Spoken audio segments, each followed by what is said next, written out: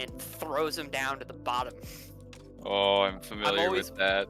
Yeah, I'm always one game away, and then I just go on a massive ass lose streak. And then I get back on. I got on an 8-game win streak. 8 games. Almost back in it. It's right there. I'm gonna do it this time. No! I had never been, and then all of a sudden I went on a 9-game lose streak. I'm like, how did I just go from being fucking God to not being able to do anything? Like, those games were so easy for me. Seriously starting to go, all right, what's the world record for games in a row, Run? Hello? We're on deafen now? Dude, you give me no warning ever. I saw it. I saw it. Oh, I didn't. We got witty banter going on. I think we're good. We do actually have the draft link posted. All right, guys, hello. We are here with day 2 of the grand finals of OTS versus INT. Might notice that some rosters look a little bit different this time around. We saw the addition of Carnage to OTS last time, and if you think that was nuts, we see the addition of Pick Lulu Thresh, Vanglorious, and Moo Moo Milk on INT. I think this is going to be a hell of a game myself. This is a stacked lineup on both teams. Yeah, it is absolutely freaking crazy that this is what we've came to in this. Like, indeed, it's going to make draft a little bit weird. Talk to both sides. Yeah, I've talked to both sides. Both are really confident coming into this. You know, Bio is more confident than I've ever seen him, but we'll see what happens when we come into this.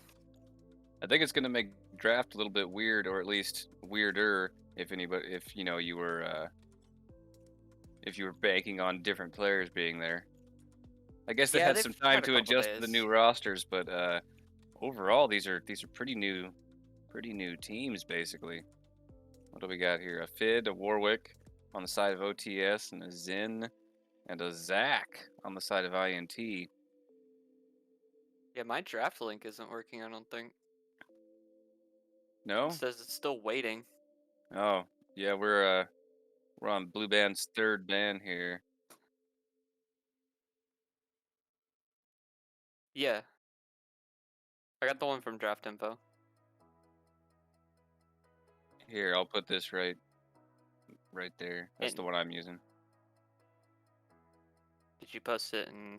Okay. In the commentator zone, yeah. Set goes down on the side of OTS.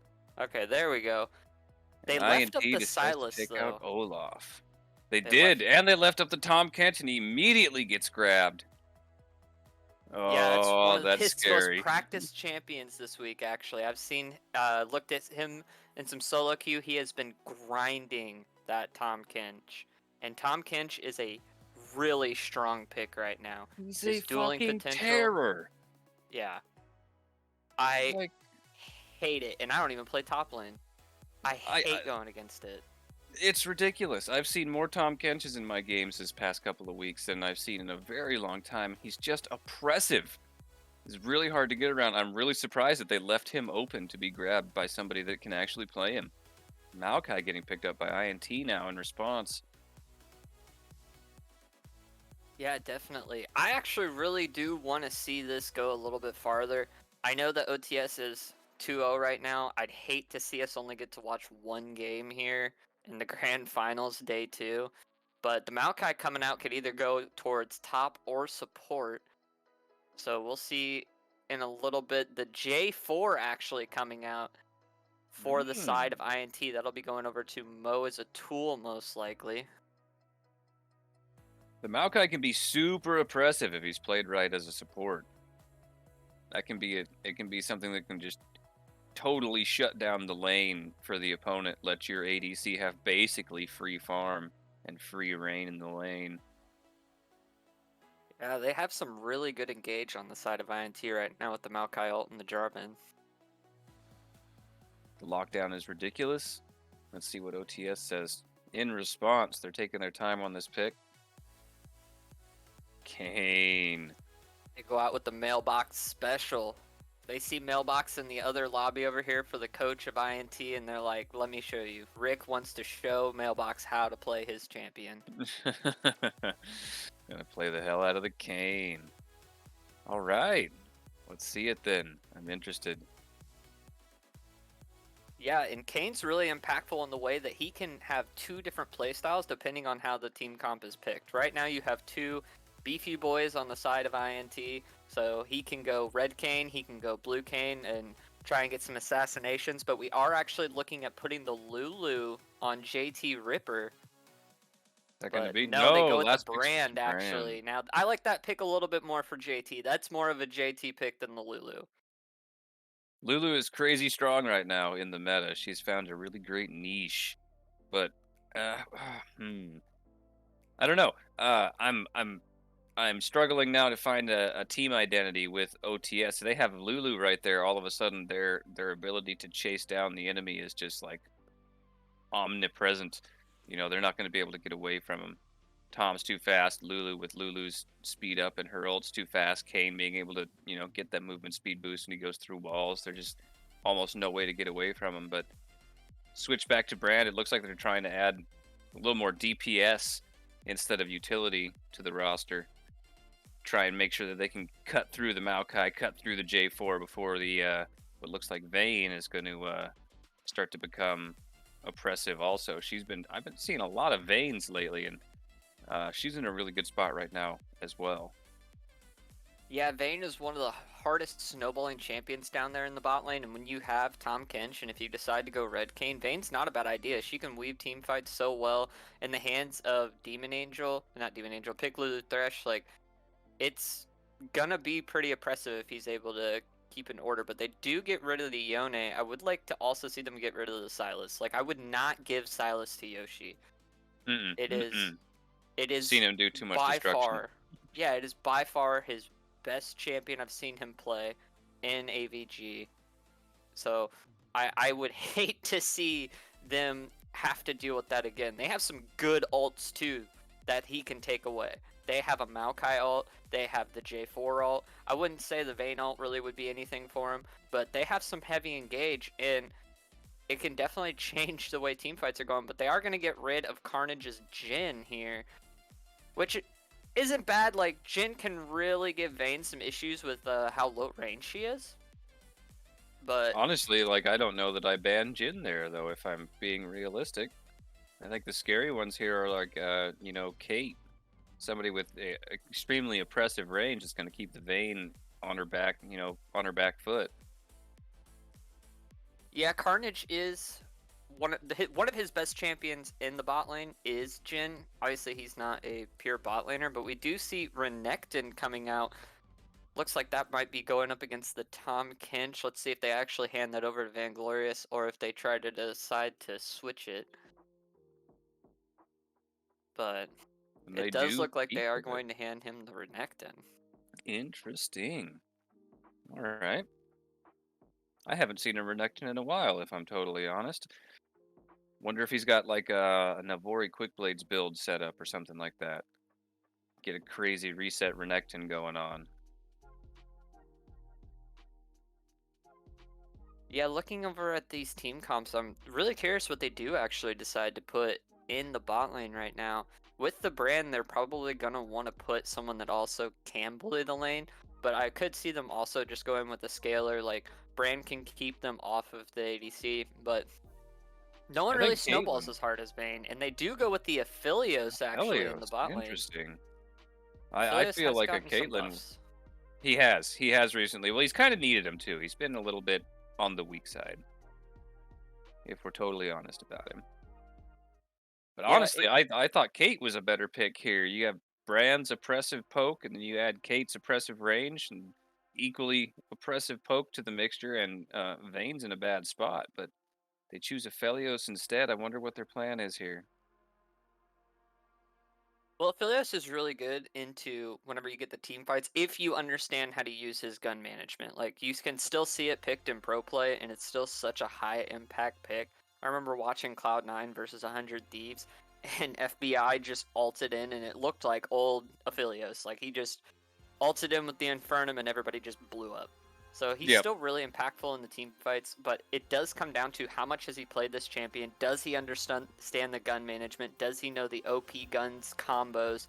And that's where a lot of people kind of flop with Aphelios, is that he is kind of a hard champion to understand, and he is definitely reliant on what guns you decide to use and when you decide to use the abilities. But it does look like Bio is going to pull out the Anivia. Oh, scary pick. I love seeing Anivia. Good Anivia players are they're just amazing to watch. Anivia will control a game from minute 1, and there's very little you can do about it. I think that's a great pick on the side of INT. I think that's going to put a huge amount of pressure on OTS and may force us into a game 4. Yeah, on the other hand, like, they do have some early game that they can rely on, but at the same time, a lot of their damage is coming from this Vayne. Like, that is going to be the vast majority of their damage coming in here. And I don't know, there's just so many ways OTS can play out their comp, in my opinion, but definitely INT can set up their carries very, very well. But yeah, if Vayne gets positioned correctly, she's gonna just wreck OTS, I believe. The Jarvan lockdown, the Anivia wall, the Maokai snare, the Renekton jumping in and stunning people. It's going to be goddamn playground for the Vayne if she can find the right spot to be. If she gets mispositioned, though, it's gonna turn from an awesome wrecking to a exact opposite of that, an awesome getting wrecked. Yeah, definitely, especially with having a Tahm Kench and a Galio, like, they can make this Vayne's life hell.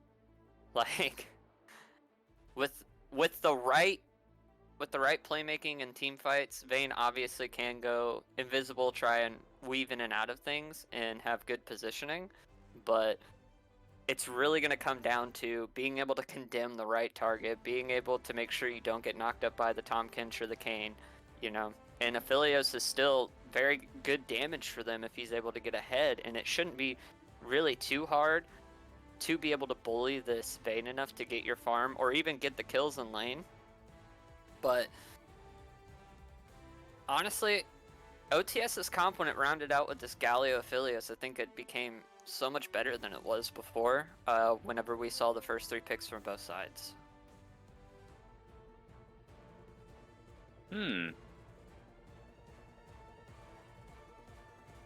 They do have a good comp. I like the comp. I don't have really any complaints at all about the comp. Yeah, I'd say this week you do have a pretty high impact bot lane for INT, but you got to remember at the same time that John is going up against... John is no slouch at all. He's one of the lower ranked players on his team, but he's still very, very high impact in AVG this season. He's been very good, and you're putting him still up against someone that isn't necessarily on the top tier of where the other players are. But also, you lose out on Josh and you're putting Bio in a role that he doesn't really play. Now, you lose out on Intensify, and I kind of think that's a bigger deal for them than they take into account, especially whenever he is on those high impact champions like the Irelia and like other hyper carries. But I would like to see what Pick Lulu Thresh can do whenever he's filling in for Bio in the bot lane, but should be interesting. Moo Milk has also shown himself to be a spectacular support over the course of this season. Yeah, definitely. He was able to make La Espada's bot lane look really, really good throughout the year. They were one of the best bot lanes in the league. So Moo Milk has great positioning for a support. He's got a really good grasp of what needs to happen in the bot lane. So that's going to really help out, I think, I think INT's bot lane. Yeah, I think also at the same time you have to wonder like how much they have been playing together. Like I understand that also JT Ripper and Carnage haven't been playing together for that long, but obviously they've been playing together for about 2 weeks on the team, and it looks like, you know, the Anivia, not Anivia, sorry, that Piccolo Thresh and Moo Milk, they didn't really play with each other at all this season. You know, Moo Milk looked really good with Complex, but you know, they played constantly together. They played throughout a whole season. I'm interested to see how well he can play with Piccolo Thresh, who debatably is on a higher level than Complex, but the thing coming from an ADC main, there's almost nothing more valuable than a good support. Like when your support is competent, all of a sudden you are like you feel like a god when your support is competent. You feel like you can't make a mistake. Like, why the hell am I in this elo? Nobody can touch me. Like, it's amazing how strong a good support actually makes you feel. So if Moo Milk does his job right, he can just boost Lulu Thresh's uh, confidence, through the roof, and get him to be, trying things that he might otherwise not try, and having it work out.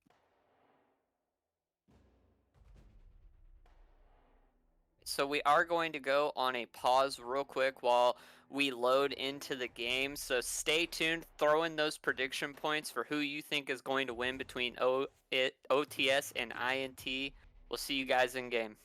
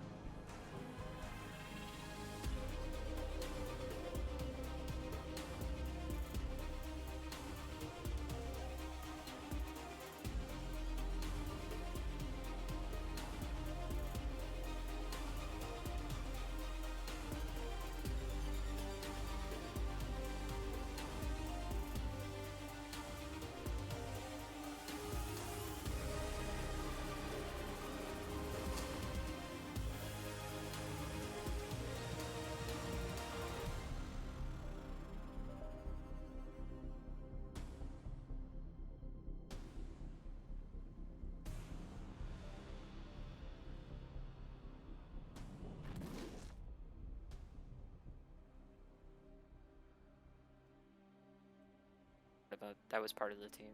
Right. Let's get synced up here. So it's 7, 8, 9, 10, 11. Is that right, enemy? I'm at 15 right now. I got 17, paused at 18, 15. 19, 20. But you're pausing at 15? I did. I paused at 15. I thought we were pausing. No, Where are you guys at? I'll jump forward. 33, 34, 35, 36, 37, 38, 39, 40, 41, 42. Are you there? 46, 47, 48, 49. Am I close? Yep. Yeah. All right. Let's do it then. Yep. So we got a standard 5-point coming in for these teams. What are you looking at for these builds right now? I see several different pathways we can take. We got some bruisers coming in on both sides, so we're looking at probably some percent health and some Blade of the Rune King stuff coming out. We also have we got some bursty champions, we got some burny champions. There's many different paths I think that these guys can take to get where they need to go. I'm really curious about the Anivia, if I'm totally honest. I've just seen Anivia crush during this season. And her lane presence is just like so oppressive. I think she's going to be a serious problem for OTS in this game, but we'll see. We shall see. Yeah, we got the typical starts. We had Amphropod starting up on the top side, taking red buff. We had Mo starting off on the Mo starting off on the top side for red buff, and we had Amphropod start off on his Raptors. Gave Vayne a little bit more time to start, but Bio is getting a lot of harass off on this Galio, and it's looking pretty good for him right now. Even Vangloria is kind of keeping up, trying to get the pressure early. But he's got to be careful. He is starting to take a little bit of damage, and he's being a little too cocky right now. Yep, he gets stunned up by Zealot. Blows coming out from Tahm Kench. Tom's just in an oppressive spot right now. That was just a back and forth trade. There wasn't anything really super. Oh, yep, some serious damage going in. There we go.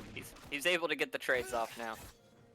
But that was a heavy favor and trade of Tahm Kench. That was just, the frog is just strong right now. Yeah, we do see Mo coming down here. They know it. Oh, the flash stun. He goes in. JT Ripper trying to get out with his life. Mo going in on him. It looks like that he's trying to get the Calibrum start, and it looks like the first blood is going over to Vayne. Now Yoshi's down here. You are not level 3 yet, but it looks like Moo Moo Milk's going to be able to escape. Mo goes through. Moo Moo Milk could go down here. Renekton coming over to try and take care of Carnage. We do see Zealot coming down. This is such a bloody level 1, as it looks like he does not have the Condemn yet, so he cannot get this Tahm Kench off of him. But on the other side, Mo just won out on a fight with the Galio. So that comes out on the side of INT. 2 TPs expended. That is holy insane. Cow. That was both TPs on the side of OTS and the TP on the side of INT coming in.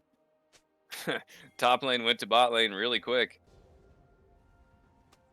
Yeah, they do get the scuttle, and it looks like got a pause. It is looking like they are having some settings issues. Looks like Mo is saying that he's having some settings issues right now.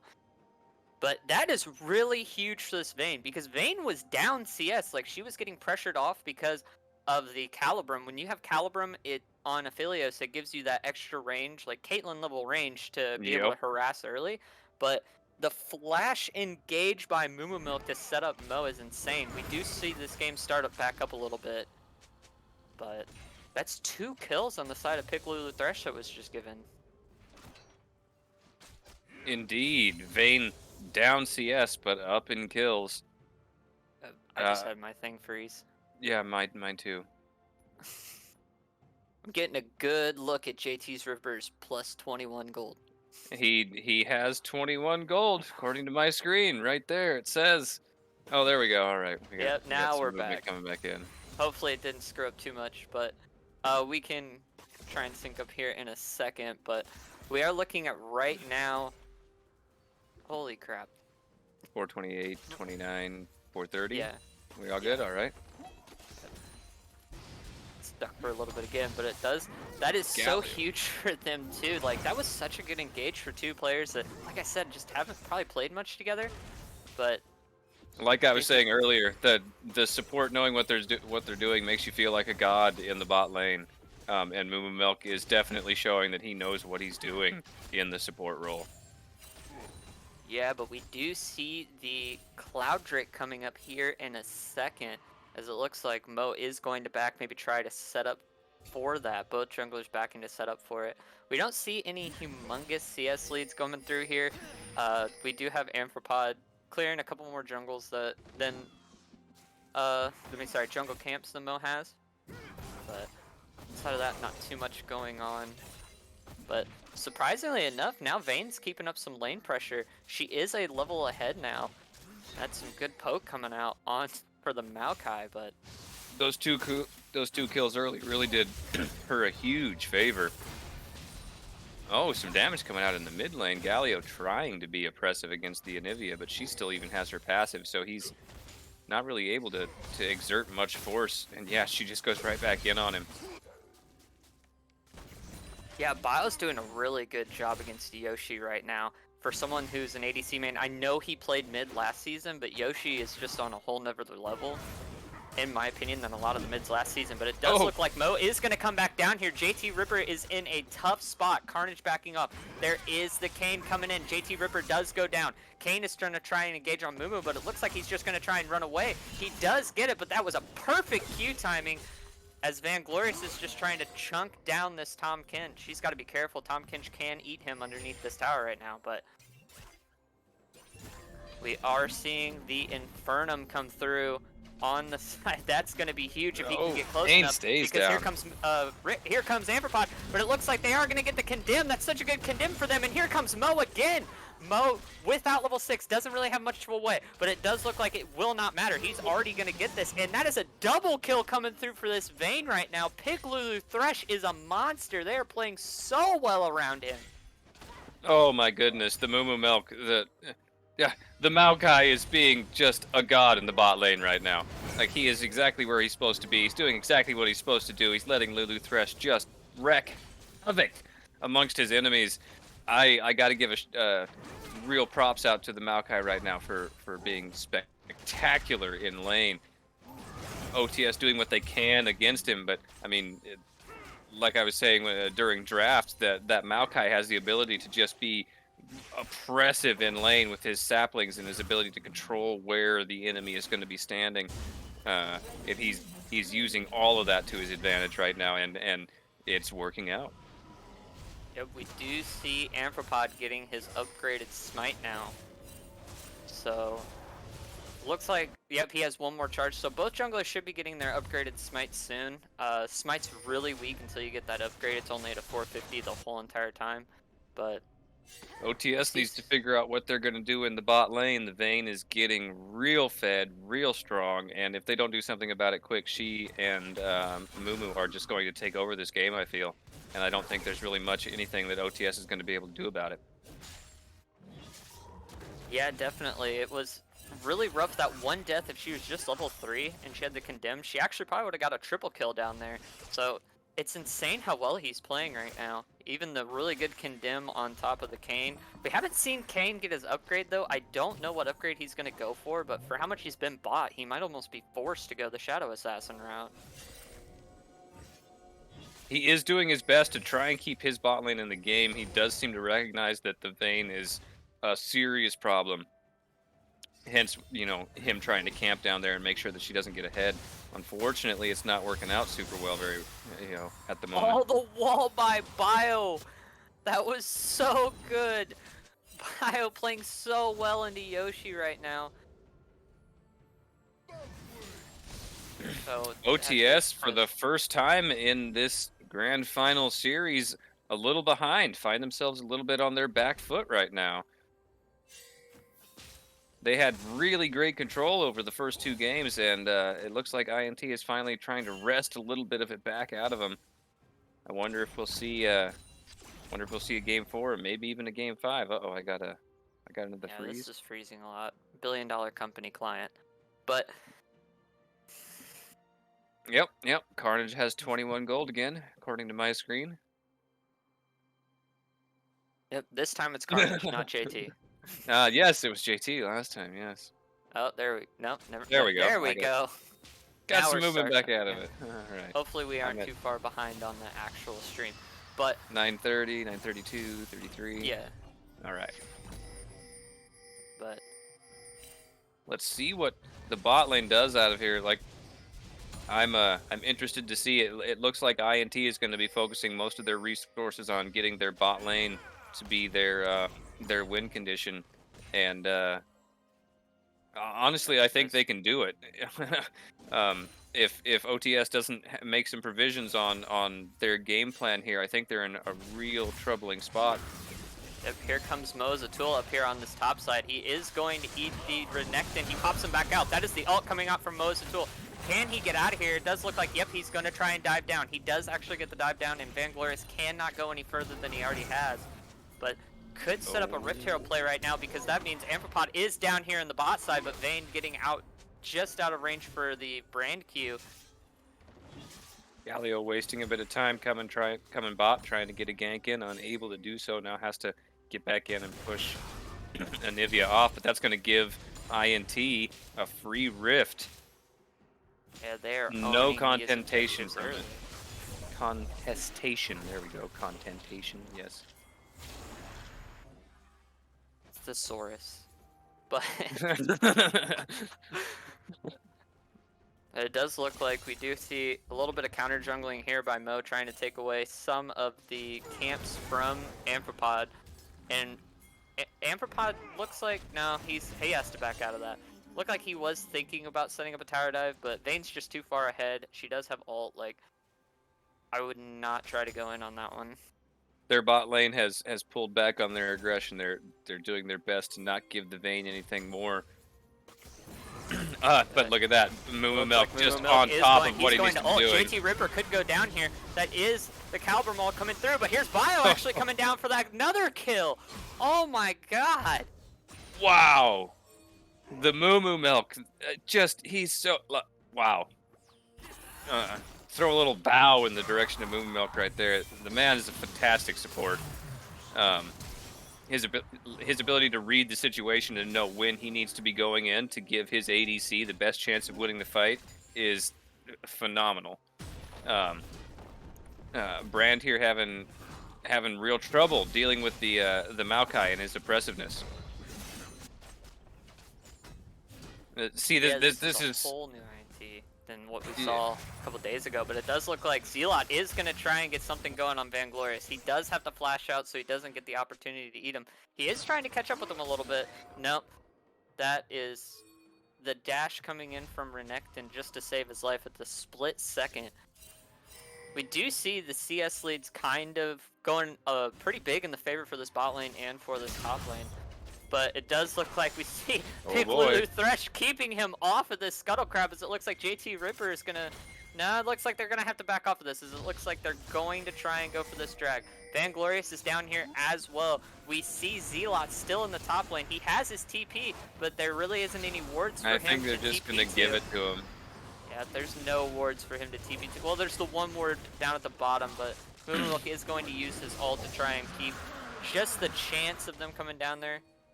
But the second uncontested objective goes to INT. Oh, got some serious damage coming out in mid lane. Oh, the flash coming out from Yoshi. He is going to taunt Bio. It looks like there's the egg form coming out, but he's not going to be able to get the damage. That's amazing from Mo. Mo is having such a good jungle route these games. He has been so high impact for his team.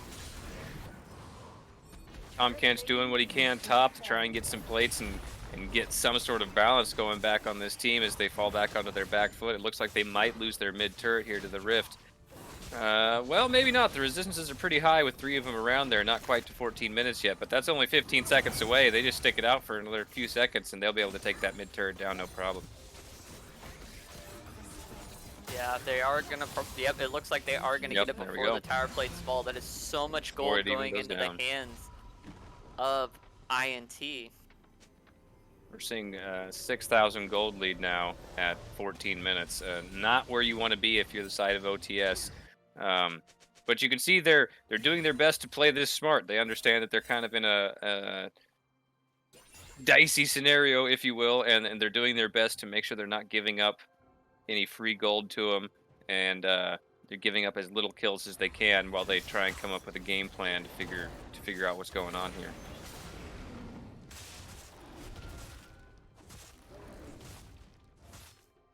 Anivia not in mid, taking blue. Letting Galio get some farm in and some push onto the mid turret. He really needs that. Like, Galio is doing very well in his farm, but his kill pressure based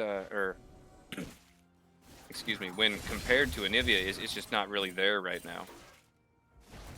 Yeah, we do see Yoshi coming up here. This is going to be 2v1 right now. Renekton does ult, but it looks like this is going to be his death sentence. They do swallow up Yoshi, and it looks like, yep, that is going to be a kill going over to the side of Zealot.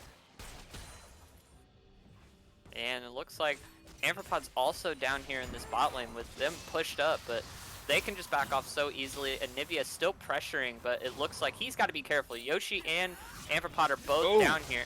And that is a blue cane right there. Oh, the ult coming through. This could be the end of him, and it looks like it will be. That is a shutdown coming over the side of Amphipod. Big shutdown gold.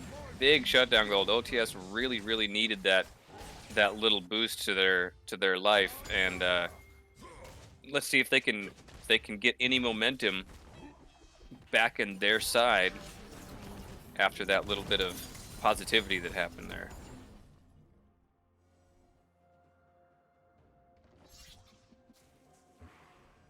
Playing well overall, both teams are, but oh, here comes INT just having a better game. Ripper has to flash out, but it's not going to matter. Here comes Vayne with the ult. He tries to get the Infernum explosion on him, but it doesn't do enough damage to Piccolo the Thresh to do anything for them. And that is just another kill going over to the side of this Vayne. And the Vayne getting absurdly scary at this point. 7-1 Vayne. It just, you don't want to see that. It doesn't matter who you are on the enemy team. You don't want to see a 7-1 Vayne that you got to face.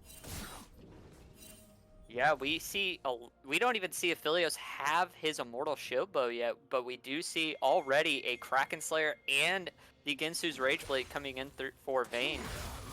About all of the mythic items already built on the side of INT. Just Moo Milk is left for his mythic item, but unfortunately for he is able to finally get it. Unfortunately for OTS, it looks like they might give up this. Oh, maybe not. They don't want to give up this rift. They kind of want to contest it. And we do see Galio coming through, but there are 4 of them here. They have to back off this. They can't give it. Bot side should know that the Vayne is all by herself, but Piccolo the Thresh playing a little bit farther back, just collecting that XP while they can. And if if they miss, if they try and go in on the Vayne and they miss, she's going to kill them both. So, you know, they do have to respect her strength right now. Yeah, and if we look at the side of INT, their vision control is playing out so much better right now than OTS's. It's not like it's insane they don't have the whole entire map lit up, but there are no wards into the INT jungle. But they can see this top side at the 2 camps, but yep. Does look like Mo is looking for something, but he doesn't know the Amphipod's right there to counter this. And it looks like Galio is going to come down. He does have his ult. Can he use the heroic entrance? And this could shut down this Vayne if they aren't careful, but it looks like they are going to go up, try to rotate for this dragon.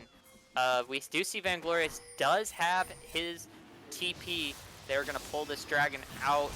Everybody's setting up around it. Yep, extreme objective like they aren't going to let him go for it for free, but yep, they have to. Amphipod not able to get in there early enough. It's just so risky right now for them to do anything. Yeah. You just they're in a bad spot. At least they can recognize it though, and they're doing their best to not, you know, just throw it all away. A little confused about the Maokai ult there in the Dragon Pit. That's going to make things a bit difficult if they decide to, you know, get in a skirmish. But well, you Maokai ult in the dragon pit, so that way if someone is behind it, they can't go into the pit. Oh yeah, if they're rooted in place. I see the benefit behind it. You know, they jump in, they get stuck, nothing's gonna happen. They're not gonna lose the dragon. But I thought they had enough wherewithal of the enemy's position to know that it wasn't needed. Yeah, but you can look at it right now. A little bit like almost like a just in case type of a thing. Yeah, and I wonder if you if that's look at gonna it right bite him now, in the ass. it's pretty much already back up. So it's such a low cooldown that better safe than sorry on the side of INT, which is really good for them. But it looks like Zealot is going to swallow up this Renekton. Renekton could go down here. He does actually pull out the ult. TP coming through for Bio, but another TP coming in for this Galio. Moa's is actually up here too. Amphipod trying to see if he can even out this score, but it looks like they're both going to have to just back off. Saving the Renekton's life. A lot of stuff wasted for nothing right there. Everybody got all primed and proper for this fight that they were going to have, and then decided not to have it. Yeah, Mumu Milk is in vision right now for in that bush that he is in, but they really can't contest him right now, as it looks like Bio's got to be careful. He does drop the Rift Herald, but does not know that Moa's is here. There's a TP coming through again, but Moa's is actually going to get on this. Vainglory actually there too, and it looks like he's going to just go straight down, as this Rift Herald is just going to take this top turret too. This is close to all the tier 1 turrets being taken down, and OTS is barely cracking on the door of any of the towers on the side of INT. Yeah, this is a game that INT has been playing very, very well. Yep. OTS Looks is like for the very first time on their back foot. Can he actually do the heroic entrance is coming through. He does knock down Blue Thresh, but he gets a heal off. He will not get stunned up there by Yoshi. It looks like they just get out of this scot-free, as they're already in the base. They gotta be careful here, as this means that it's going to be an inhibitor taken. Only one here to contest it is Zealot. They should just be able to take this and back out, and it looks like that's what they will do. An 8,000 gold lead on the side of INT.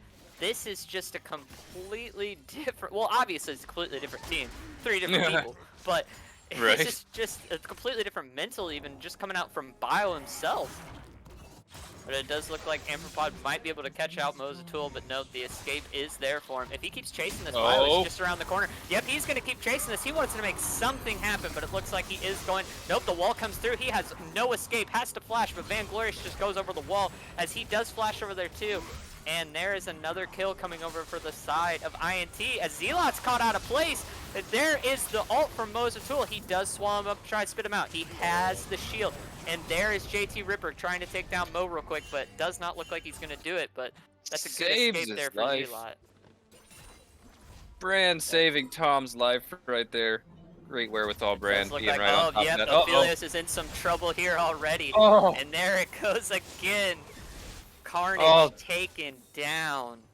The Vayne damage at this point is just, it's absurd. Oh my goodness, she's 3-shotting everything. 8-1, 700 gold bounty, 205 CS at 22 minutes.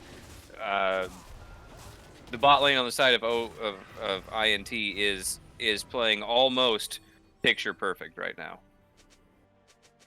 In fact, I'd have to say that so far their lane phase has been entirely perfect. I have not seen one single mistake come out on the side of INT's bot lane. OTS doing what they can to try and figure this out. I'm sure they were not quite ready for a zero mistake bot lane. Yeah, as we look at this too, look at Pick Lulu Thresh is 2 items ahead of this Aphelios. He has his Kraken Slayer, Blade of the Rune King, and the Ginsu's Rage Blade, and all Carnage has right now is Immortal Shield Bow. He was able to pick up a Dirk on this last back, it looks like. Gonna give him a little bit of help, but not quite what he needs. Honestly, he needs another full item to be able to deal with where the Vayne's at, and she's still going to have him buy a full item at that point. Like, he's not in a good spot at this point. Vayne getting... Oh, no, the flash coming through. Oh! It does look like Zealot does go in, but he's going to get punished for that one. Heroic Entrance does not save him. Vayne does go down. That's 1,000 gold over to the Galio, but that's another kill coming through. They actually might be able to contest this now with the Vayne down, but you still have this Anivia with her passive. They are going to try and do this. Mozatul actually gets the ult off. It looks like now Amberpod's the only one alive. He's going to try and take down Mo before he goes, but it looks like he's probably just going to be lucky to save out his life, and he gets nothing out of it. The shutdown onto Piklulu Thresh, but such good engages from INT that they're able to just still to get that damage through. As it looks like they are going to go for the Baron. Super minions in the base of OTS. They don't really have anything to worry about right now, INT. OTS needs to pull out some Hail Mary plays right now if they plan on salvaging this game. 10k gold lead. Not what you want to see on the side of OTS. Now, they did just show, though, that if the Vayne gets caught out, she will get deleted. So if they can take the Vayne out, they have a chance to turn the fights around if they can get, if they can find themselves in the correct position. But they did have to use everything to kill her. They used every ult except for the Kayn ult to kill her. So it all comes down to timing too. She doesn't have flash now. She still has heal, but still. Yeah. If I'm OTS right now, I'm saying, throw everything at Vayne while she is slightly less oppressive than she has been. Because here's about the only time that you're really going to be able to kill her with any consistency. And you only have a very short window of time to do that. Yeah, with an 11k gold lead right now coming in.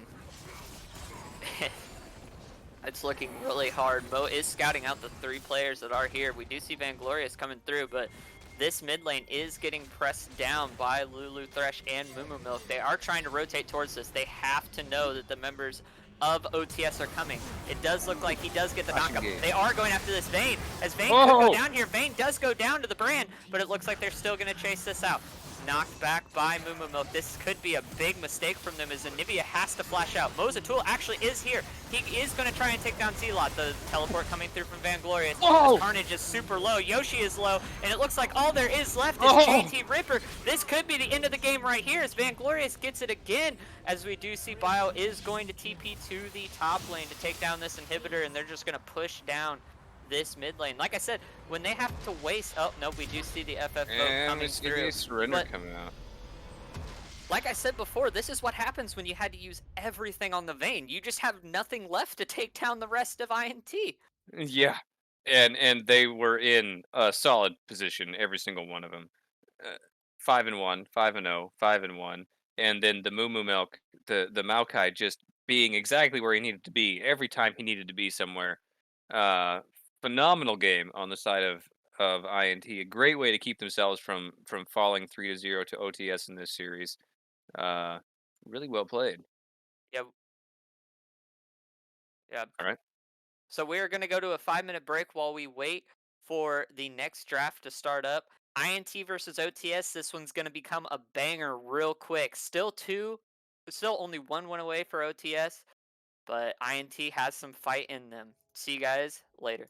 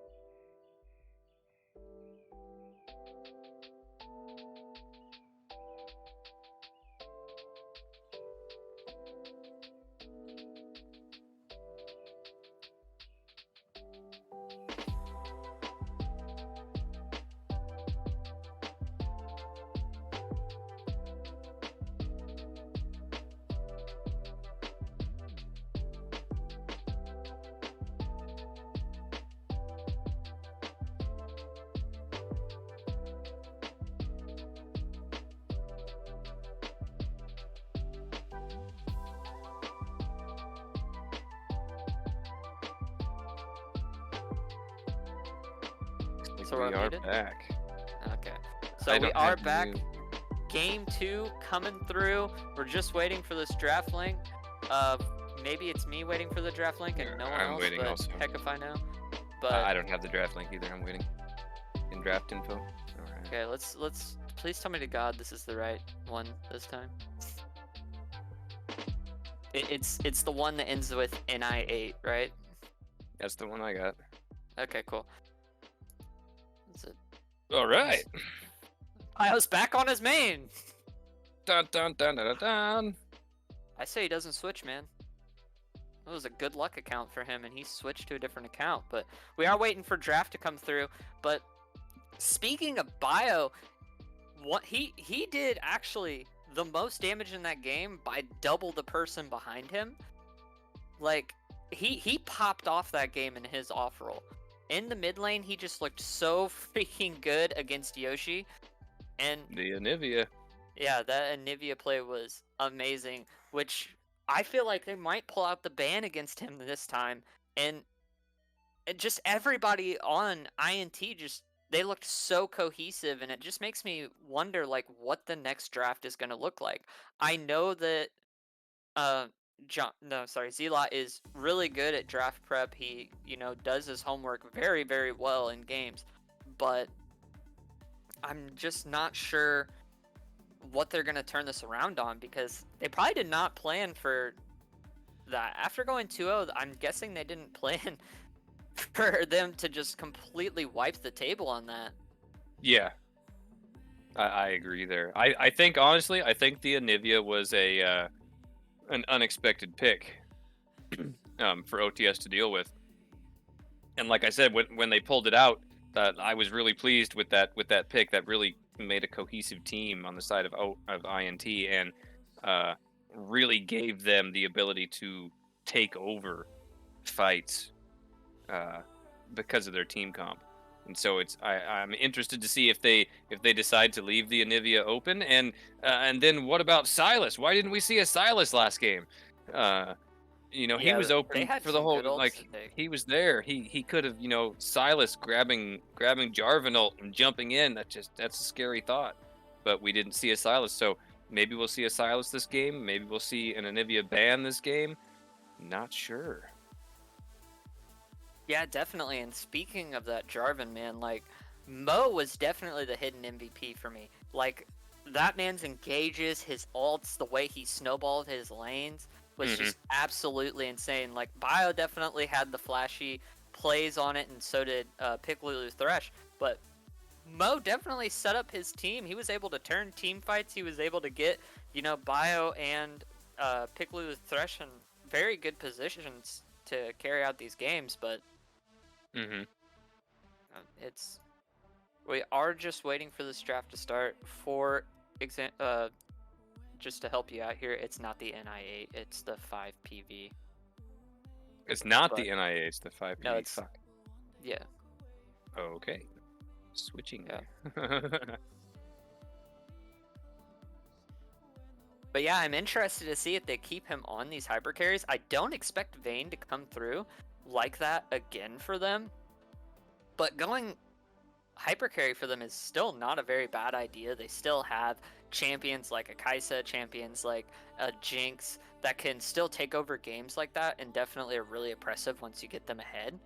But at the same time, like, I'm not sure if they're going to let this Anivia through, and I do not know Bio's mid pool whatsoever. But yeah, I was really shocked, honestly, at how well Vanglorious played up against Zealot. Like, Zealot's been very consistent for OTS throughout the season. He hasn't been the flashiest player, but he's been a very stable rock for them up in the top lane. And that is a pun because he's played Malphite multiple times. But he has been really, really good for them and gone up against some really topper echelon players in AVG and still came out, even if not ahead. So I'm interested to see. Like, they also, one champion that they left up that I'm really surprised they didn't pick was the Swain. The Swain for JT Ripper, and the Sylas for Yoshi. Like, honestly, there's a reason that champion's banned out. Yeah, he used his Swain against me, and I tell you what, like, oh, talk about a hard, like, damn, fuck, Yeah. Screw you, man, you and your damn Swain. Like, like Swain is permaban for me right now. I just ban Swain when I get in the draft. You just ban him, and then you go on with your day. Yeah, maybe they're just not as afraid of it, but you know, in the multiple times I've played with JT, whenever he's on the Swain, like he's so much more confident in himself than he is on any other champion. That's sometimes what happens when you're on your main, but he's just a whole nother level of confidence. Like he believes he can take over any game no matter how far behind he is. He believes that he can win any lane with it. Doesn't matter who it is, if it's a counter, if his team is literally behind. And it puts him in that confidence position. And with INT really targeting Amphipod here, it's not a bad idea just to get that Swain in there and try and figure out what they're going and put that Sylas in there somewhere. But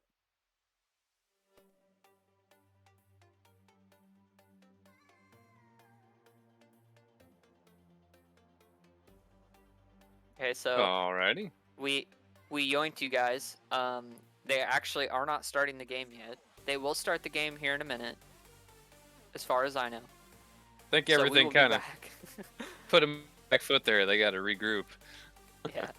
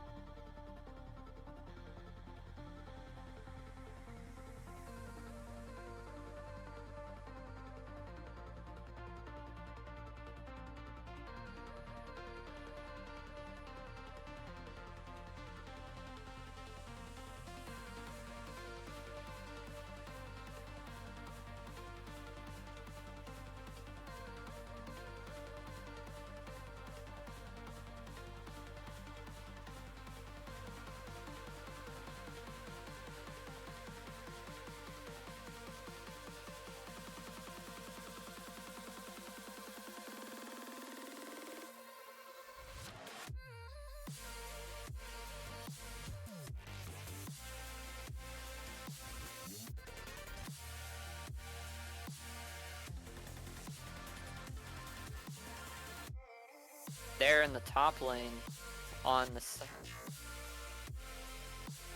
Yeah, we're back. What are you doing? Huh? Huh? We've been talking this whole time.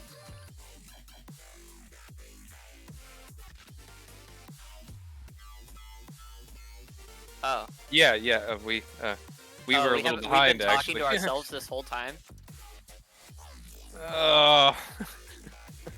Oh god. So we have some technical difficulties from our great owner. The one and only. Welcome to the draft pick. Yep. So basically, we've been chatting about literally any commentary right now. We've been chatting about these things for about 5 minutes now. These picks and bans, and nobody's heard us. Awesome. All right. All right. So TLDR looks like OTS is going with a very good engage comp. You have a very good comfort pick on top of Mo. We have a Tristana flex pick, probably going to go bot lane. We have a Nocturne on top of Amphipod, and that's a pretty good champ that he plays.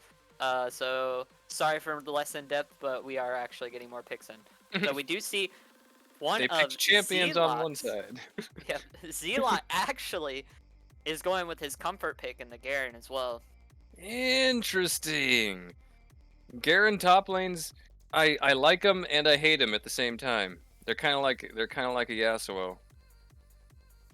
If they get going, it's game over. And you're like, yay! They're gonna go with the Tahm Kench top.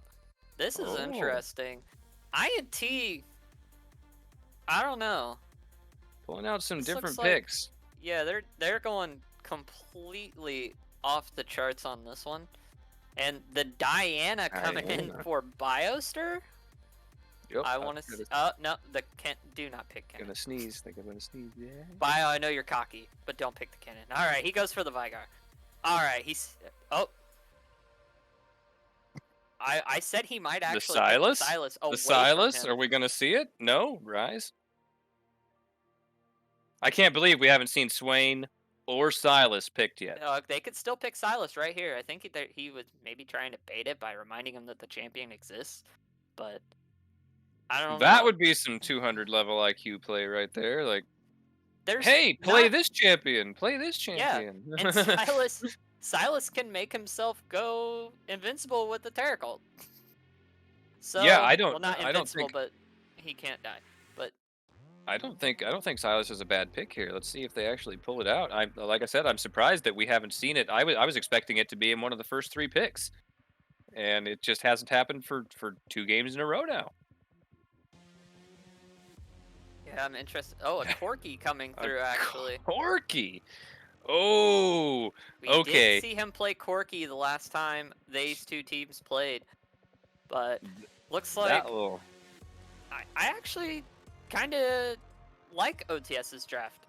They have really good engage. They have people on their comfort picks. INT has some people on their comfort picks, but honestly, I feel that OTS has a more cohesive draft this time. INT seems scattered. Maybe that's just me. Maybe I'm reading it wrong, but it seems kind of scattered to me, and OTS seems very, very cohesive. But that just because it seems that way from the outside does not mean it's going to translate that way in the gameplay. So we'll have to see what happens. Yeah, with this Thresh and the Nocturne, and even in the Ashe, like they have a lot of good ways to shut down pick Lulu Thresh in this bot lane. Like, obviously you do have the Ryze can come in and try and save him, and so can the Warwick, but I think that, the Anivia was just such a good pick for him and was able to, block off teams. They were able to do really good things with it, and the spell shield would have been really nice against the Ashe Arrow, but we will see. Obviously, I can't count anybody out. Like, they definitely performed very, very well in the bot lane last game, but we will see what they decide to do here. With how much also Zealot's been playing the Tahm Kench, I'm sure he understands the Garen versus Tahm Kench matchup fairly well. Like, he plays Garen a lot. So, if he understands that Garen is a good pick into the Tahm Kench, or if he's been playing Tahm and he's been having trouble against the Garen, Well, he didn't pick the Garen into the Tahm Kench. Oh. He picked Garen and they picked Tahm Kench. That's right. That's right. It was one off, wasn't it? But never mind. I shall scrub my whole thing there. We'll just get rid of that. Forget that I said that. Squeak, squeak, squeak. Yeah, I think it's just a comfort pick that he wanted to pull out. I do like the team fight potential for INT. I think that OTS just has really, really good engage. But it's not like INT doesn't have the pretty good counter engage. Like Tahm Kench being able to, swallow his teammate, walk away. Ryze being able to TP his teammates away from team fights. The Warwick being able to, ult in. And even Tristana ult being able to knock back things like the Garen, like the Nocturne. They've got several escape tools. They've got several escape tools, but I don't know that escape is the thing that you want against this team that OTS or that OTS is putting out. Because not only do they have great engage, but they have great stick to you also. The Thresh Flay, the Garen Spin, like the Nocturne little Dark Trail thing. Name just blanked on me. They're once they catch you, they're stuck on you, and you're gonna have a real hard time getting them off of you. So maybe in that sense, having enough escape is a good idea. You can disengage and get out, but that also means that your entire game plan has to be based around pushing objectives and taking objectives. And I think that INT's draft, or excuse me, OTS's draft stops that. All right, so we are going to go to a pause while we wait for this game to start up. So like I said, we're going to have Game 4 here with INT showing a new breath of life in here. Will OTS be able to close this out, or will INT be able to get the silver scrapes going? You guys will find out here in about 5 minutes.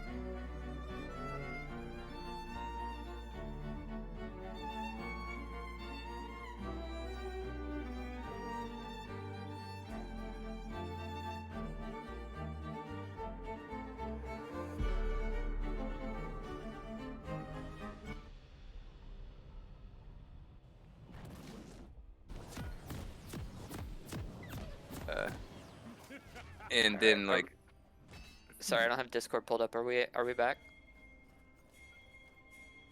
All right. 16, so 17, 18. 19. Looks like we are synced up and ready to go. OTS versus INT. INT on the blue side, OTS on the red side. Looks like we are just going to probably see a standard 5-point coming in here. If anybody was going to invade, it'd be the side of OTS if JT could get a good hook off, but I doubt that they're going to take that chance. Just play passive, play it out, and see what you can do. Game 4. Oh, it looks like they're kind of cluttering this top side. I'm not sure about that. My thoughts on the Wits End Dash here is the Wits End Dash will keep you alive and countered through Ryze, Trist, Taric, and kind of like it's not really super effective against the Tom and the Warwick, but those guys are going to be kind of out of your peripheral for most of the time that you're going to be needing to use to like scale into some damage with her. If not, if she goes Kraken Phantom, I'll bet you it's because we see lots of ganks early. Neither side looking for a gank at all, or for an invade at all. Just immediately leashing their junglers and getting the lane as quickly as they can. Tom looking like he was making sure that there's not going to be an invade happening, but I think he just wasted some time there putting that ward, or checking that ward. And that's not what you want to see on the top lane island. You don't want to miss even one single minion in these first couple of waves, because now your opponent has a very significant advantage on you in being able to get level 2 first. Yeah, it does look like Carnage is trying to get some good harass off here on Piccolo Thresh early, which is really good whenever you are playing Ashe. I think he might have taken, he does take the Hell Blades build. So he does get the harassment, and it looks like actually JT's going to get a hook off on Moo Moo Milk. They're going to try and return some damage, but that's some really good trading going on here early from OTS in general. Like, we see Zealot up here getting some good on Vanglorious. We see mid lane kind of even right now, but does look like Mo wants to maybe do something up here. Ooh. He is actually, he actually walks away from it not long enough. He could have ate him and saw if Mo would bring him up here, but we do see a potion worn out here by Taric, but both of the bot laners on the side of OTS took the biscuit delivery. They're going to have a little bit better sustain in lane, being able to heal up, but they maybe, it looks like they are trying to get this top scuttle prio, as both junglers are sitting up there, but we do see an early back from Corki. Does not use his TP, decides to walk back to lane.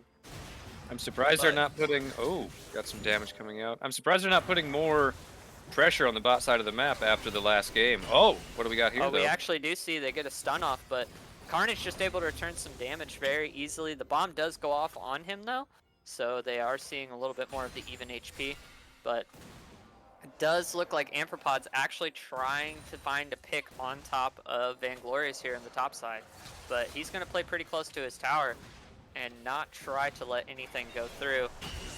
So we do see all of a sudden, now we actually see Carnage. He might get tired down here as he does lay down the lantern. No reason to take it right now, though. But that is some pretty good damage on top of Carnage running out of that mana. But he does have Biscuit delivery, so still has some pretty good sustain in lane. Decides to pop the potion. There goes Biscuit 1. Thresh still has all of his. Oh, Ashe, I think you're in trouble. I think you're in trouble, buddy. Yep, it looks like Ashe is actually going to get engaged on here. So it could be first blood coming over from Piccolo Thresh.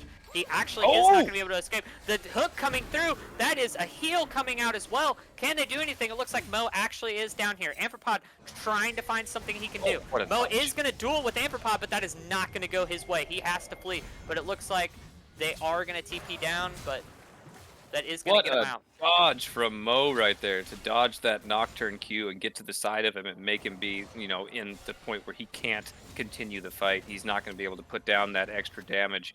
Has to get out or he's going to die. That was really well played on the side. Yeah, Vanglorious tried to TP down there, but it got canceled. So they would have actually continued that engage, but good job by Zealot actually canceling that for them. They are just kind of hiding in this bush, waiting for something to happen, but looks like JT Ripper actually is going to push up on this. He does not want to go in for this damage. You want to be able to hit that Ashe before you try to do anything, because that's a lot of damage coming out from Carnage right now. Yep, and Tristana right now really looking for her spot, because she knows that if she can get the jump in and get the bomb off onto the Ashe, just the jump bomb one auto, and Ashe is going to die. I know this. I've been this Ashe several times in this position where Tristana can just jump in and blow you up. So only Carnage has to be real careful of the spot he's in right now. The Tristana is a serious threat to him at this point in the game. Yeah, Bio doing a really good job chunking down Yoshi as well, keeping this mid prio. Mountain Drake is up right now, but it does not look like they have any vision set up around it by either team. The Scuttle Crab was taken by and there it is. Oh, the flash coming through. It looks like Carnage is in some big trouble. The bomb does go through, and the hook on top of Moo Moo Milk. That is the first blood for Pick Lulu Thresh. Once again, just being able to dominate out this lane. Good flash by Moo Moo Milk right there. But we do see Vanglorious also pushing up on this top side. He's got to be careful. Nocturne is pretty close, but he's got some good vision right now. And this is what we saw last game, just superior vision on the side of INT that OTS just didn't really match very well. True, true. And they had a hard time contesting objectives because of that.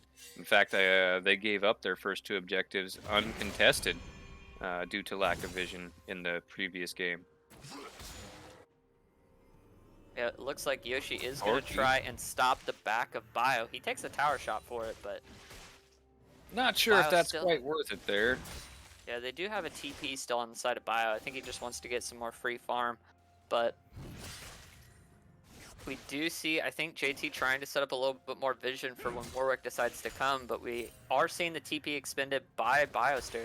But the thing is, for this first drag fight, Vanglorious doesn't have his TP, but Zealot does, as it looks like JT is going to try and come in on this. He does actually hook Moo Moo Milk. The bomb coming off, the stun going through. He is actually not going to get the fear, but it looks like he's actually going to jump in on him, and the turret shot is not going to kill him. We do see Mo actually coming in. He is not level 6. He cannot probably do much here, but it looks like Vanglorious is also having his own engage on the top side, and a lot of damage coming in through here for the side of OTS. Bioster has to back out of this. Carnage is chasing him. It does look like they are just going to back out of this for the 1-for-1. The ult expended, but they are overstaying. JT is really low. Bioster actually getting chunked down too, as they still do not have level 6 on this Warwick.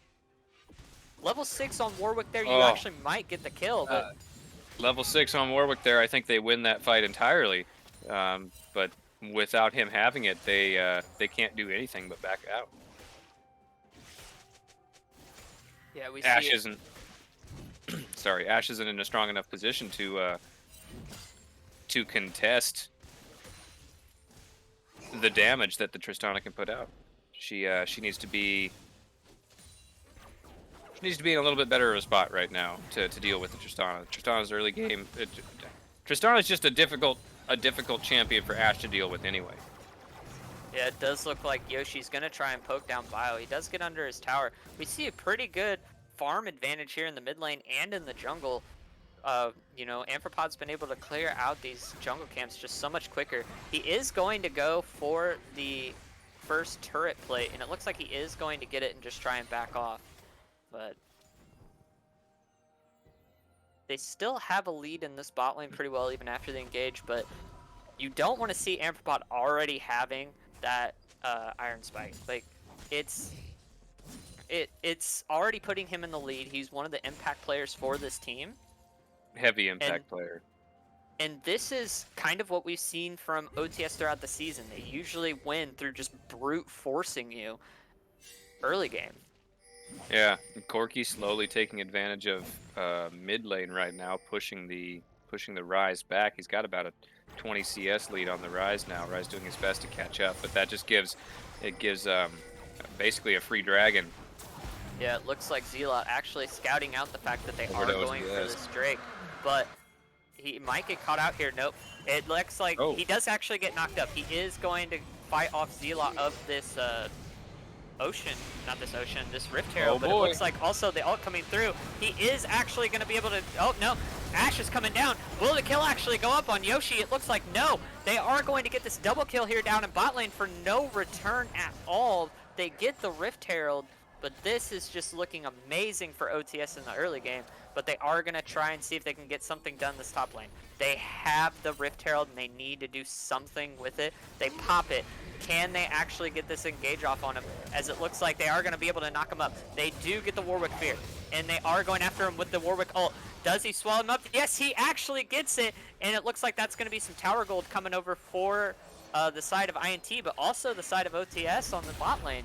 Ashe and Thresh doing their best to try and take that tower down. It's a tower race right now. Which one's going to get first tower? It looks like it's probably going to go over to top. Yep, the side of INT actually is going to get it, try and even up this gold lead, but they are just shutting down this bot lane. Like I said, I think that's what they were looking to do. They knew that that was going to be the player that they needed to get down, was pick Lulu Thresh. Bio definitely being able to get poked down here as we just see a humongous gold lead for this Corki right now. Corki's just taking complete control over the mid lane against the Ryze. Right now, Ryze having serious trouble dealing with what this Corki can do, as as far as keeping the waves under control and keeping the lane itself under control. Yeah, actually, even after that tower, they evened up the gold. They were down about 1k. They were able to even out the gold for themselves, but now they just have to look towards the fact that Yoshi is getting pretty far ahead. This Ashe is becoming a little bit of a menace right now. And we do see Ashe actually probably going for, I forget what this item builds into. Crap, I should know this. I'm an idiot. But might be actually going, I think that's what does that go into? Yeah, it goes into Wits End. Oh, I think that's actually the recommended build on op.gg now. Why, yes, it is. I just checked. Look at that. So going the recommended build on op.gg, building the Wits End on the Ashe. Wonder where we've seen that before. Oh, they do actually get the stun off on Moomoo. Here comes Carnage, and it looks like Carnage is actually going to get him. And it looks like Moomoo Milk is just stuck in a rock and a hard place because he is going to try and get someone down, but he cannot. This is so bad for him. He's trying to heal it up. He does not take out the Ashe. They wanted to give the Ashe the kill, but it almost cost him his life.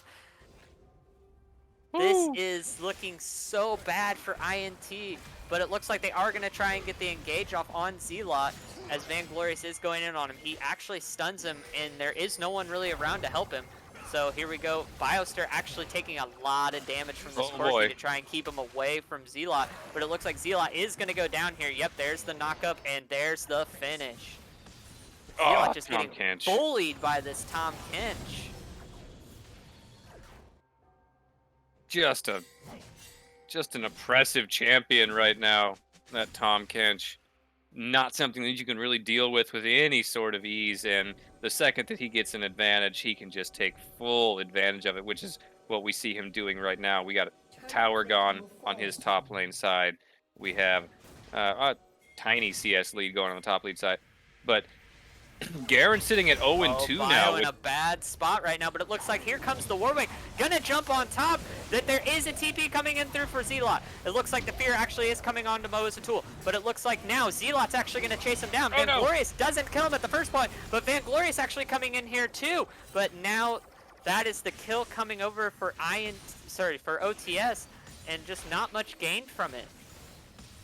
INT used a TP, could not get anything out of it, but that's a kill coming over for Zealot, as it looks like they are going to try and get this stun off. They actually couldn't. Oh, the hook comes through. Can they get the damage? Here actually comes Biostar, and there is, maybe the knockup. Can they actually get it? He is taking the tower damage. That's not who you want to see taking the tower damage, but JT Ripper could go down here. It looks like Bio is trying to find a way to get him out, and it looks like now here comes Yoshi. Yoshi's trying to equal the playing field here. Vanglorious cannot take down this Ashe, and it looks like now, even though JT Ripper went down, now Moomoo goes down. Yoshi actually does go down. Then Amperpod's still going in on this. That's a shutdown number for Bio. Carnage may go down as well. He's taken the damage, but no, he needs to back out of this. That is a lot of damage coming through for them, as it looks like here comes Mo as a tool to try and counter this out, and now he's just taking tower shots for Bio. Oh my god! What a fight! the difference maker coming out from Bio. You do see Zealot getting the top turret, but they just completely wiped out the rest of their team, and they're going to get Drake. What a comeback. Wow, they really needed that fight. They were starting to get pushed back against the ropes there, had really limited options going on, but that right there, that just set them way back into where they wanted to be. Less than a 500 gold lead now. Oh, no. Yeah, no, now it's back to 1,000. Going down. Turret. Was a trade a little bit worth. You do get the Drake. You don't want to give over all the early Drakes.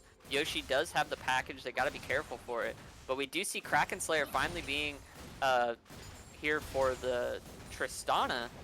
But we and I don't want to sit on a biased perspective here, but I gotta say, go fucking Ashe. Let's do this.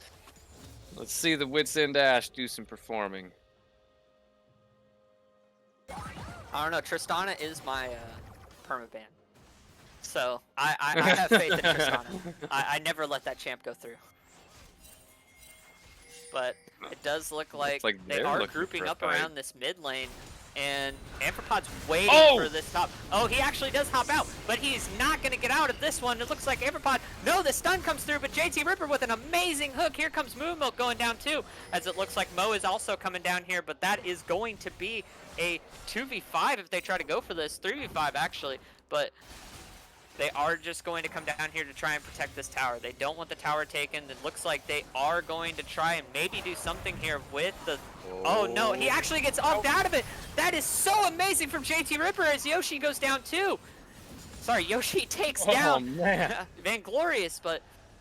Oh god, that is back to a 3k gold lead for them all of a sudden off that fight. They well made up for that. That was just a bad fight. They swing it back into their favor. OTS saying, we want this series. We're trying to close it out. We don't want to go to Game 5. Yep. Doing their best to make it happen. INT a little bit on their back foot now. The Ashe getting oppressively strong. The Thresh getting phenomenal hooks in. The Corki and his damage is just something that you really have to start fearing now, especially with the CS lead that he's had on Ryze up until this point. That CS lead's only been negated out by the fact that Ryze was able to pick up a couple of kills in that skirmish down in bot lane. Corki, Nocturne, Ashe, Thresh, all of these guys sitting in a really, really strong spot right now. Really the only one on the entire team that's not doing the greatest is Zealot on Garen up top, but he's doing just fine if you do that comparatively, because he's got a 40 CS lead on the Tahm Kench, putting the Tahm Kench almost like 3 kills behind him. Something here on this Rift Herald though, as Yoshi's coming in, but it looks like Mo Zatul is also coming in. He's in a bad spot. He does actually get hooked by JT during his ult. JT is backing him up. Looks like the ult is coming through on Blue Thresh. JT Ripper could be in also a bad spot here, as the Ashe ult is dodged. So it looks like JT Ripper could be in a bad spot. It looks like the look at that. Blast Cone is popped, and they're going to try and get this Rift Herald. But now they got to take into account. Here is Amphipod. He has his ult. JT is near as well. Will they try to contest this? They might just hand it over right now. They're just going to give it to him, yeah. Yep, they are just going to give this one. Looks like they thought about it, but just couldn't find the way in. Ashe and her arrow not being there, it makes it really difficult to get an engage set up when you only have 2 other players there. But she is going to be able to get this tower bot lane in response, it looks like. And even though they're instantly going for the mid, she's able to get it. Waiting for this engage right here in this bush. I have no clue when they're going to try and pull this out, but they need to be careful. They if have he gets to a good in, there it is. It does look like he actually gets in. He's going to take down Pipludo Thresh. No, Pipludo Thresh actually gets out. They take down him, and it looks like here comes Zealot. He cannot get on top of Pipludo Thresh either.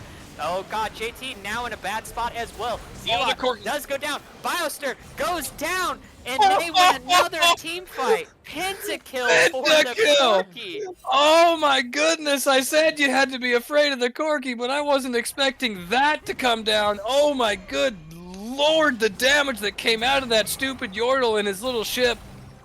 Holy crap.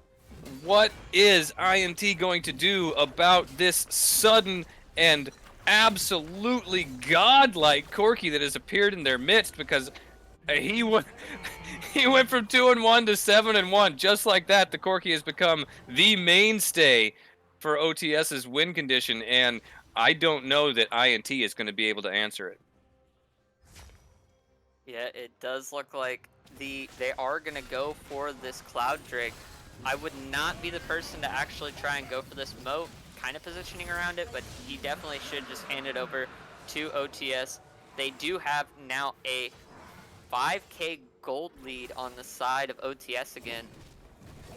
This is definitely a different OTS than we're seeing last time. Yoshi coming down here, he probably does not want to be in the mix of this. But we do see now that we have a Frozen Heart over here on the rise. That could be really good against this Corki with how low ranged he is, keep him slowed down. We do see actually a completed Mana Moon. He has 3 items though on top of this, so this is looking pretty good for them. Like I was saying earlier, once OTS gets on you with this team comp, they're not leaving. Yeah, they're stuck there, and you know it's them or us seems to be their philosophy. Like if we go in, it's them or us, and so far it's working out. They get the engage off, and the team fight usually goes in their favor. Right now, Nocturne in a stupidly strong spot, 5-2.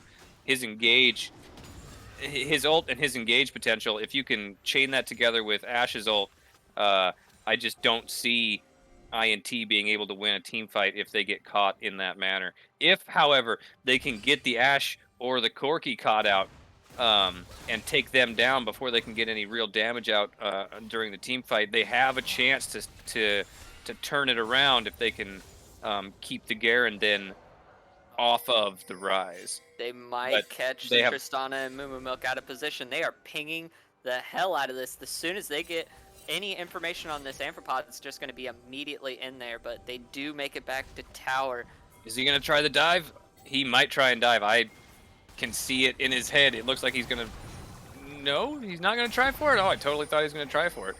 Now, there's too many people around for him to do that now. Coming in. Now we got 4v4. Like, yep, all 5 players trying to come down on top of this. Corki is doing a good amount of damage, but it looks like even... They're setting up for Baron a little bit, but all 5 players here, but you have the top lane Zealot trying to just push this wave and see if he can do something. And they are just waiting. They know if they try to go for this. No, do not fall for it, Mo. Mo actually is going to get caught out here. He does also get Ash arrows. They are going to go in on him. Mo makes a huge mistake. They just waited for him. Oh my, that's tilting right there. That's gotta be tilting. You're just walking through your jungle trying to find a camp, and you get 5-man jumped. I can just imagine Amphipod in comps right now. She's just like, hey guys, let's sit in this bush. I want to see if I can do this. This is going to be hilarious. Oh my. But yeah, they are going to get the Baron here, and it looks like they're going to try and get this bot tower while they do try and just get a good push in before all of a sudden they have just the push power themselves on the side of OTS. Free Baron right here, and OTS knows that if they can get a good push off and a good fight in, they can end the game and the series right here and go home with the W as grand champions. But if they fuck this up, if they mess this engage up, the Tristana has a real solid chance of just wrecking their plans. We'll see what they decide to do. They're going to play it safe. They're going to go super aggressive. They got a lot on the line right now with this Baron. They can do a lot, but they can also lose a lot if misplayed.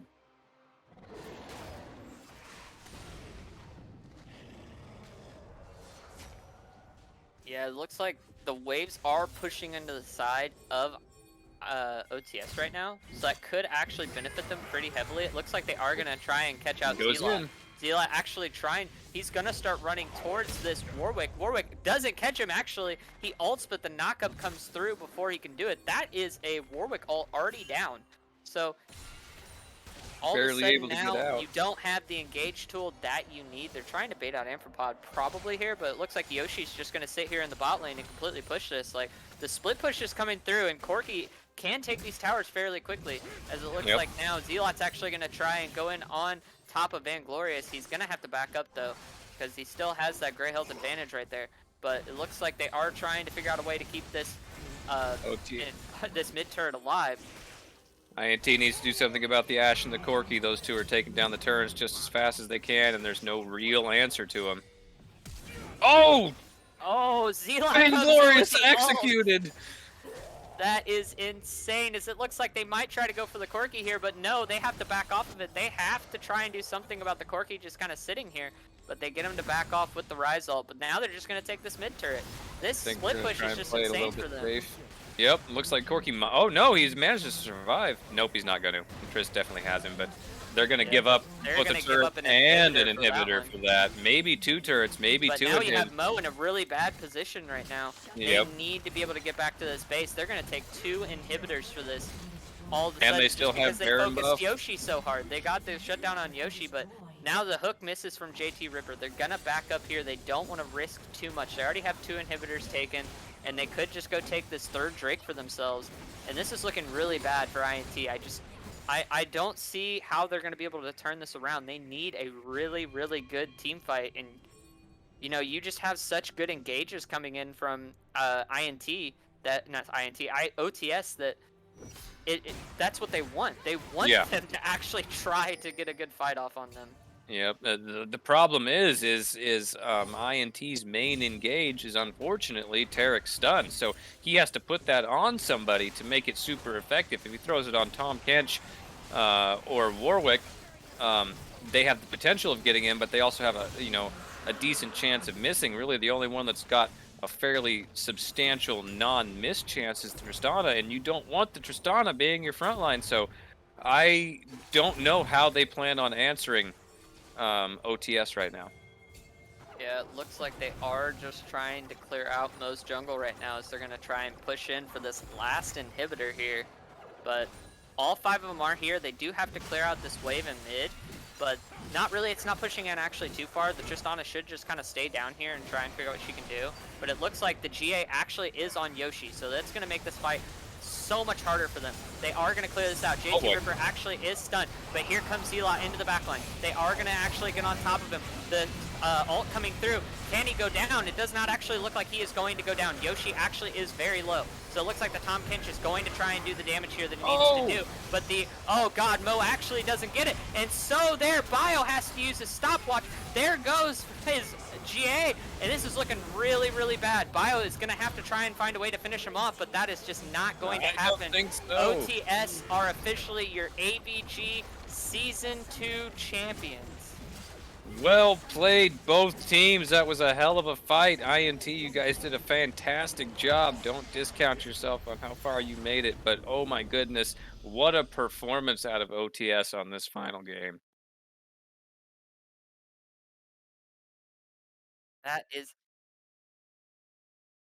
That is absolutely nuts. And here at any point, we're actually going to have the captain of OTS, Zealot, come in and talk about the final interview of the season for the champions of AVG. We have Zealot here.